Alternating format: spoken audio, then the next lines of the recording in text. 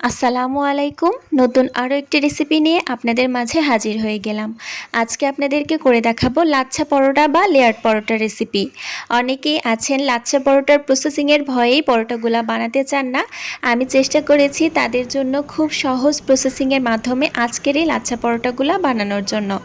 আশা করি পুরো ভিডিওটা আপনারা ফলো করলে আপনারাও বাসায় খুব সহজেই লাচ্ছা পরোটা বানিয়ে নিতে পারবেন। যেহেতু এই লাচ্ছা পরোটার মধ্যে অনেকগুলা লেয়ার থাকে আর এই পরোটাটা কিন্তু সাধারণ পরোটার থেকে খেতে অনেক বেশি মজার। উপর থেকে দেখতে যেমনটা ক্রিস্পি লাগে, ভেতরে কিন্তু একদম নরম তুলতুলে। যে কোনো মাংস কিংবা ডাল সবজির সাথে খেতে এই পরোটাটা অসাধারণ লাগে। আমি পার্সোনালি লাচ্ছা পরোটা খেতে অনেক বেশি পছন্দ করি। আশা করি আপনাদের কাছেও ভালো লাগবে। ইনশাআল্লাহ পুরো ভিডিওর মাধ্যমে আপনাদেরকে সহজ পদ্ধতিতে লাচ্ছা পরোটা রেসিপিটি শেয়ার করতে পারবো। আর অবশ্যই ভিডিওটা ভালো লাগলে ভিডিওতে একটা লাইক দিয়ে চ্যানেলটিকে সাবস্ক্রাইব করে রাখবেন। তাহলে চলুন কথা না বাড়িয়ে মূল রেসিপিটা দেখে আসি। প্রথমেই একটা বড় সাইজের বাটিতে আমি নিয়ে নিচ্ছি মেজারমেন্ট কাপের 4 কাপ পরিমাণ ময়দা। আপনাদের বাসায় ময়দা না থাকলে আটা ব্যবহার করতে পারেন। আর মেজারমেন্ট কাপ যদি না থাকে সেক্ষেত্রে যে কোনো গ্লাস বা বাটিতে মেপে ময়দা কিংবা আটা নিয়ে নেবেন। স্বাদ মতো লবণ দিয়ে দিয়েছি, আমি এখানে 2 চা চামচ লবণ দিচ্ছি। আর পরোটার স্বাদটা আরেকটু বাড়ানোর জন্য আমি 2 টেবিল চামচ পরিমাণ চিনি ব্যবহার করেছি।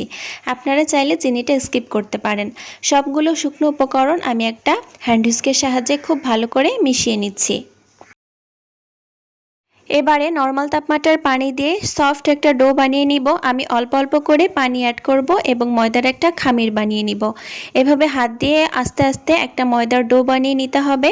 এই ডোটা যতটা পারফেক্ট হবে এবং সফট হবে, লাচ্ছা পরোটাটাও ঠিক ততটাই সুন্দর হবে, ক্রিস্পি হবে এবং নরম তুলতুলে হবে। চেষ্টা করবেন অল্প অল্প করেই পানিটা ব্যবহার করার জন্য, এতে করে ডোটা অনেক বেশি সফট হয়ে যাওয়ার ভয় থাকে না। 10 থেকে 12 মিনিট খুব ভালো করে আমি হাত দিয়ে ডোটাকে মথে নিয়েছি। আর এখন এই ডোয়ের উপর আমি সামান্য একটু তেল দিয়ে দিচ্ছি এবং হাত দিয়ে খুব ভালো করে মাখিয়ে নিচ্ছি, যাতে ডোটা ওপর থেকে ড্রাই হয়ে না যায়। এখন একটা ঢাকনা দিয়ে এই ডোটাকে 10 মিনিটের জন্য রেস্টে রেখে দিব।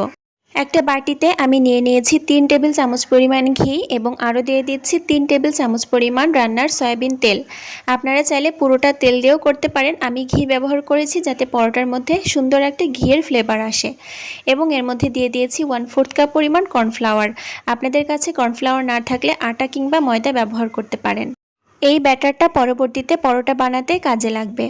10 মিনিট হয়ে গিয়েছে, আমি ঢাকনাটা সরিয়ে নিয়েছি। দেখতেই পাচ্ছেন ডোটা কিন্তু আগের থেকে আরও খানিকটা সফট হয়ে গিয়েছে। আমি আরও 4 থেকে 5 মিনিট হাত দিয়ে খুব ভালো করে এই ডোটাকে মথে নিচ্ছি। খেয়াল রাখবেন আপনাদের ডোটা যতটা পারফেক্ট হবে পরোটাটাও ঠিক ততটাই সুন্দর হবে। পুরো ডোটাকে আমি যেটার উপরে পরোটাগুলা বানাবো সেটার উপরে নিয়ে নিয়েছি। আর মাঝখান থেকে কেটে 2 ভাগ করে নিচ্ছি, জাস্ট পরোটার লেচিগুলো যাতে কেটে নেওয়া সহজ হয়।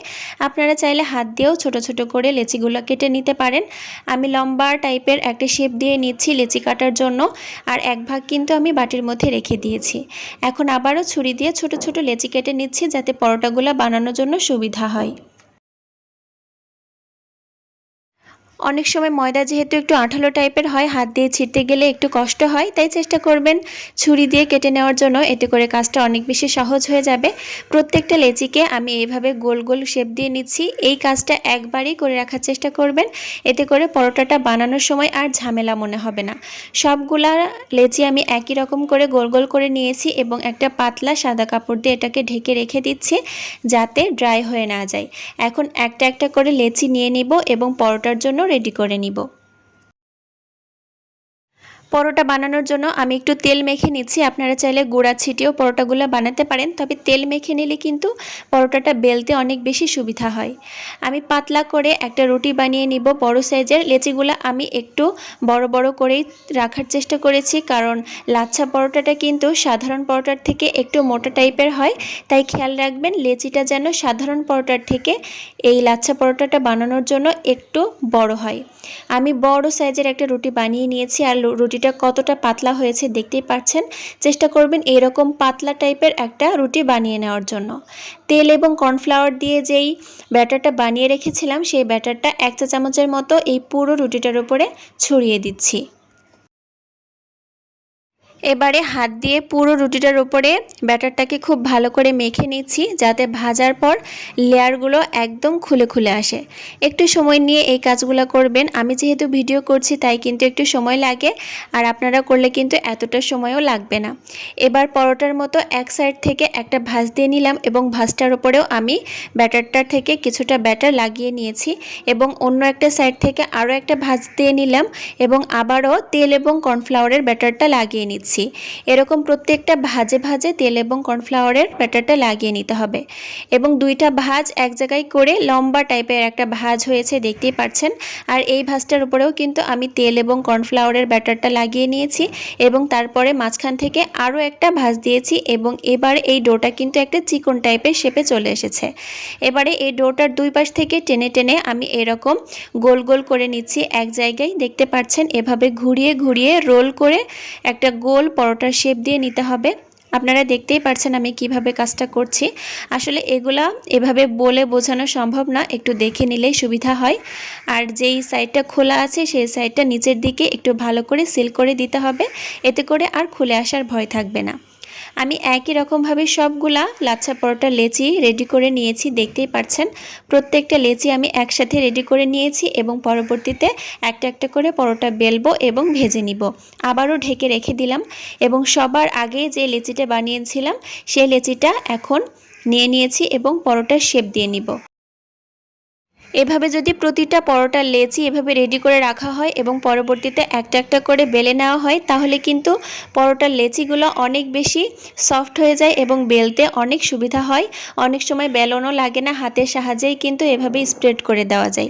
দেখতেই পাচ্ছেন আমি হাত দিয়েই কিন্তু গোল একটা লাচ্ছা পরোটার শেপ দিয়ে নিলাম। আমি এখানে একটু সাদা তিল ব্যবহার করছি দেখতে সুন্দর লাগার জন্য।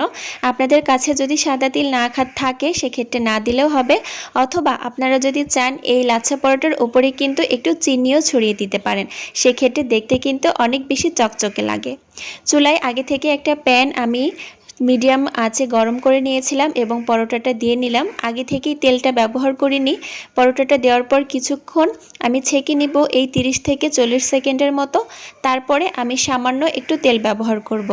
যেহেতু অলরেডি এই পরোটার প্রতিটি লেয়ারে তেল এবং কর্নফ্লাওয়ারের একটা ব্যাটার লাগানো আছে, তাই কিন্তু এই লাচ্ছা পরোটাটা ভাজতে অনেক বেশি তেলের কোনো প্রয়োজন নেই।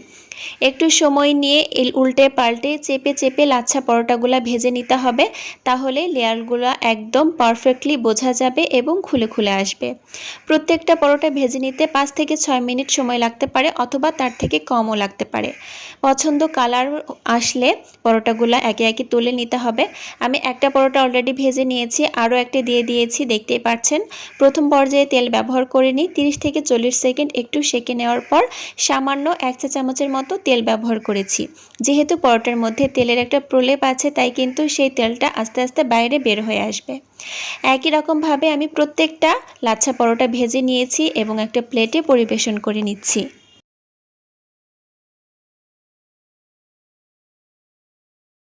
দেখতেই তো পেলেন কত সহজ মাধ্যমে আমি আজকের এই লাচ্ছা পরোটাটা বানিয়ে নিলাম। আর এই পরোটার মধ্যে কতটা লেয়ার হয়েছে দেখতেই পাচ্ছেন। প্রত্যেকটা লেয়ার কিন্তু আলাদা আলাদা হয়ে গিয়েছে এবং খুলে খুলে আসছে।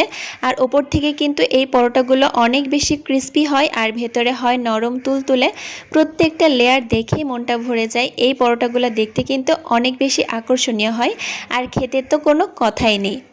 আশা করি আমার আজকের এই সহজ রেসিপিটা আপনাদের কাছে ভালো লেগেছে এবং বাসায় একবার হলেও ট্রাই করবেন। এই পরোটা খেতে কিন্তু অনেক মজার। নতুন কোনো ভিডিও নিয়ে আবারও হাজির হয়ে যাব। আল্লাহ হাফেজ।